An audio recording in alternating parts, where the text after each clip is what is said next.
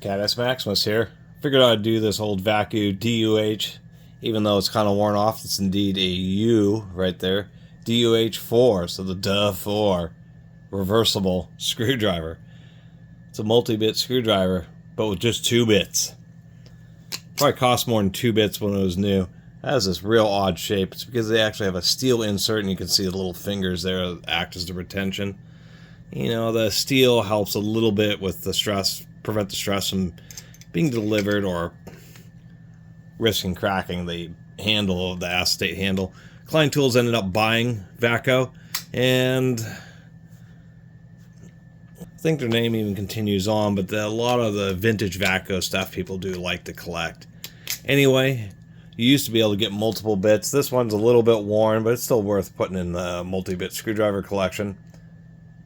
A little beat up on there. The Phillips actually still has some life left into it, or on it I should say. This diameter is just a little bit smaller than Exolite. Also has a screwdriver that is double-ended bits, and you get a series of bits. It's a little smaller diameter than that. Anyway, it's actually kind of a not very common Vaco screwdriver. People on eBay are trying to get $20, $30 for these, which is quite a bit of money for just a double-ended screwdriver that needs a kind of a, I guess it doesn't need a special shape, but it certainly needs special bits to have this section on them in order to work. So just wanted to share that just because it's cool to run in the old Vaco tools. They all were real nice. I mean, and they even have printed here, Phillips, number, I think that's a 2. You can barely read. I don't even know why they printed Phillips on there when you know that's what it is. But this is back in the era. I mean, you want to talk about 5-in-1s, much less 11-in-1s.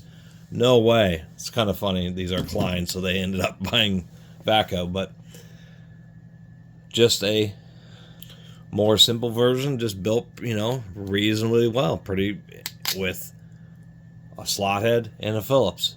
You know, the 2 most common blades that you're really going to need, and not trying to pretend to be anything else, driving a bunch of different socket and hex sizes, and, you know, having all sorts of, you know, little sections and different componentry that you can lose.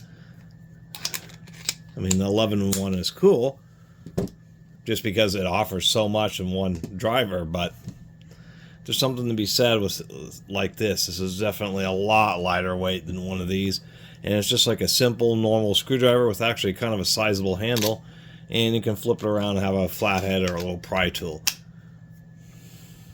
And I just like documenting old tools, weird old tools, and this Vaco definitely fits the bill. Anyway, thanks for watching.